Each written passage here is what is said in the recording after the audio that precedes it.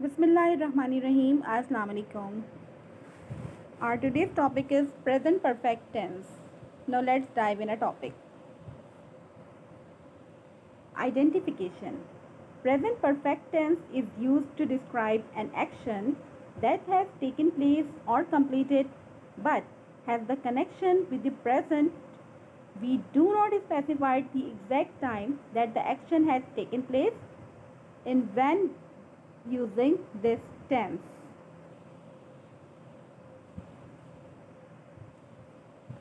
Present perfect tense जाहिर करता है कि काम मौजूदा ज़माने में तकमील पा चुका है। इसकी निशानी ये होती है कि इसके आखिर में चुका है, चुकी है, चुके हैं या लिया है, ली है वगैरह आता है। जैसे मैंने चाय पी ली है या मैं चाय पी चुकी हूँ। यानी प्रेजेंट परफेक्ट टेंस का मतलब ये है कि काम हाल में हो चुका है, मतलब हो तो गया है लेकिन हाल में ही है, प्रेजेंट में ही है। जैसे वो घर आ गया है। Now the structure of present perfect: subject plus helping verb plus third form of verb and object. यानी इसकी स्ट्रक्चर में हमने सबसे पहले सब्जेक्ट लिखना है, फिर हमने हेल्पिंग वर्ब यूज़ करनी है, then third form of verb and then object. मैंने अपनी फर्स्ट वीडियो में बताया था कि सब्जेक्ट क्या होता है। सब्जेक्ट मीन्स काम करने वाला, हेल्पिंग वर्ब हम यूज़ करेंगे विद रिस्पेक्ट टू सब्जेक्ट, फिर वर्ब एक्शन वर्ड यानी कि जो काम हम कर रहे हैं या जो काम हो रहा है, और ऑब्जेक्ट जिस पर काम हो। Use of helping verb: if subject is I, you, we, they और plural, helping verb will be have. कि अगर हमारा subject I, you, we, they या कोई प्लूरल है तो हमें हेल्पिंग वर्ब हैव यूज़ करना है। यानी अगर थर्ड पर्सन प्लूरल के लिए भी हमें हेल्पिंग वर्ब हैव यूज़ करना है। जैसे फॉर एग्ज़ाम्पल अगर बर्ड्स हैं तो बर्ड्स जो हैं वो प्लूरल हैं, ठीक है। या एक से ज़्यादा अफराद कोई वर्क कर रहे हैं, सब्जेक्ट हमारा एक से ज़्यादा अफराद का है, तो वहाँ पर हम हेल्पिंग वर्ब हैव यूज़ करेंगे। ये बहुत इंपॉर्टेंट है, इसको अच्छी तरह से आप इनकलकेट कर लें। अक्सर स्टूडेंट्स मिस्टेक करते हैं इस हेल्पिंग वर्ब में। फॉर एग्ज़ाम्पल, मैं अपना सबक याद कर चुकी हूँ। I have learn my lesson. अब आप इसमें नोटिस करें कि सब्जेक्ट आई है यानी मैं, आई के साथ हेल्पिंग वर्ब हैव यूज़ होना है, learn third form of verb and my lesson object. तुमने अपना वादा पूरा कर दिया है। You have fulfilled your promise.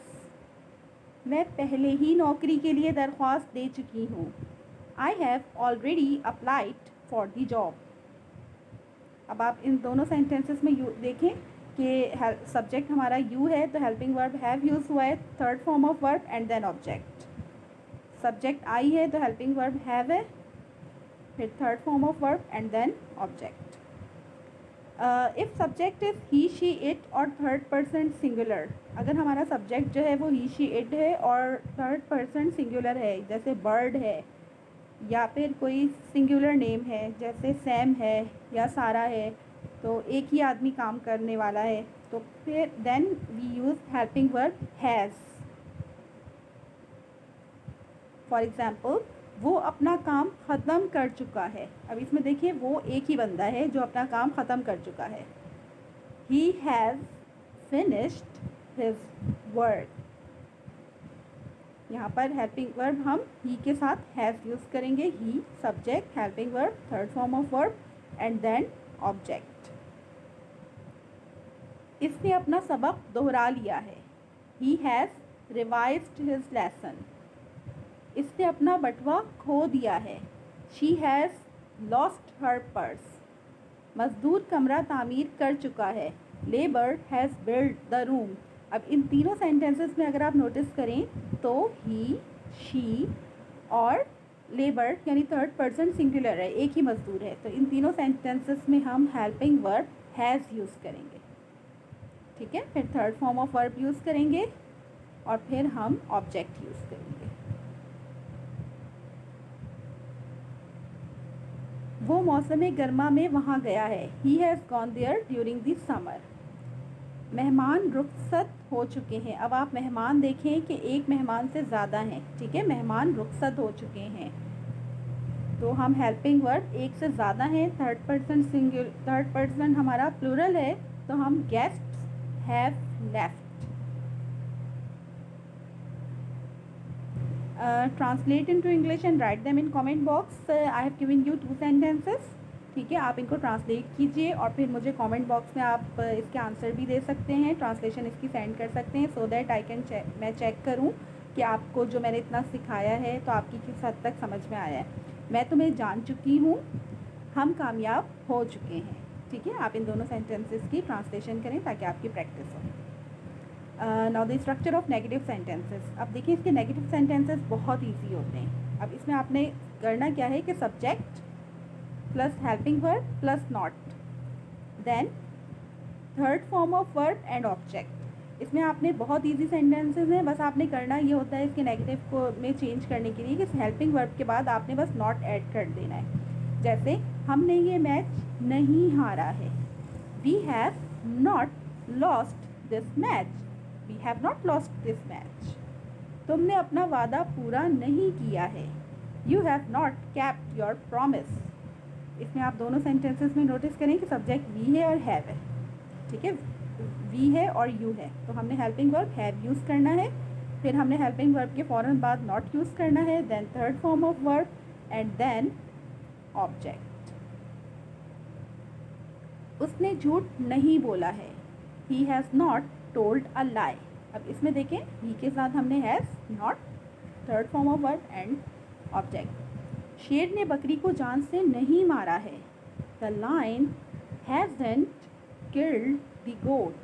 अब आप यहाँ पर एक चीज़ मैं आपको और सिखा देती हूँ कि देखिए हैज़ नॉट को हम कॉन्ट्रैक्शन, जब इसका कॉन्ट्रैक्शन जो है वो हैज़न्ट होता है, तो हम अक्सर बोल चाल में हैज़ नॉट के बजाय हैज़न्ट भी यूज़ कर सकते हैं। आप इस सेंटेंस को यूँ भी लिख सकते हैं, the lion has not killed the goat, और आप चाहें तो अब डेली रूटीन में बोल चाल में आप हैज़ नॉट के बजाय हैज़न्ट भी बोल सकते हैं, the lion hasn't killed the गोट, या ही हैज़न्ट टोल्ड अ लाई। तुमने हमें धोखा दिया है। अब आप इस सेंटेंस को देखें, यू हैव चीटेड अस, ये अफर्मेटिव सेंटेंस है, तुमने हमें धोखा दिया है, यू हैव चीटेड अस। और अगर मैं इसको नेगेटिव में चेंज करूं तो तुमने हमें धोखा नहीं दिया है, you have not cheated us. Now the structure of interrogative sentences. Interrogative sentences भी इसके बहुत ईजी होते हैं। इसमें आपने हेल्पिंग वर्ब पहले यूज़ करना है, subject, third form of verb and object. जैसे क्या वो अपने घर जा चुका है, has he gone his home. क्या तुमने सबक याद कर लिया है, have you learn the lesson. ठीक है, अब आप देखिए इसमें हेल्पिंग वर्ब पहले है, subject, third form of verb and then object. Helping verb, subject, third form and then object. Helping verb आपने सब्जेक्ट के रिस्पेक्ट से ही with respect to the subject use करना है। ठीक है, अच्छा अगर ये सेंटेंस यूँ होता, क्या तुमने अपना सबक याद कर लिया है, तो हम इस सेंटेंस को यूँ लिखते, have you learn your lesson. क्या तुमने किताबें तरतीब से अलमारी में रख दी हैं, have you arranged the books in the cupboard.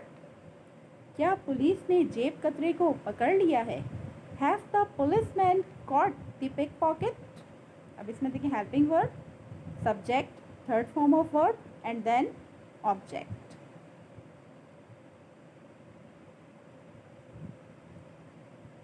क्या तुमने सच कहा है, have you told the truth. क्या बढ़ई अपना काम ख़त्म कर चुका है, has carpenter finished his work. अब इसमें देखिए बढ़ई एक ही बढ़ई है, तो हमने यहाँ पर हेल्पिंग वर्ब हैज़ यूज़ करना है, has carpenter finished his work. Now the affirmative sentence, he has completed his mission, he has completed his mission। अब then change into negative, he has not completed his mission, and change into interrogative of this sentence, has he completed his mission।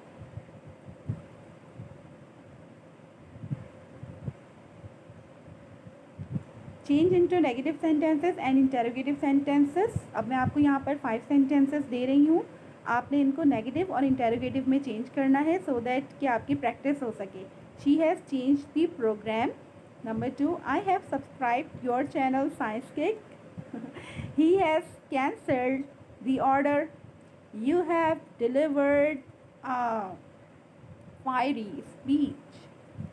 The principal has announced the name of position holder. ठीक है, अब आप इन sentences को change करें negative में और interrogative sentences में. और मैंने आपको जितने भी सेंटेंसेस यहाँ पर दिए हैं, जो समझाए हैं, आप इसको अपनी हैंड राइटिंग में अपनी कॉपी पे लिखें और बार बार वीडियो आप देख सकते हैं ताकि आपको अच्छी तरह से जहन नशीन हो जाए. और फिर आप मुझे चाहें तो कमेंट्स में आप कुछ सेंटेंसेस अपनी तरफ से भी मुझे सेंड कर सकते हैं ताकि आपको अच्छी तरह से प्रेजेंट परफेक्ट टेंस समझ में आ जाए. Thank you very much. अल्लाह हाफिज़.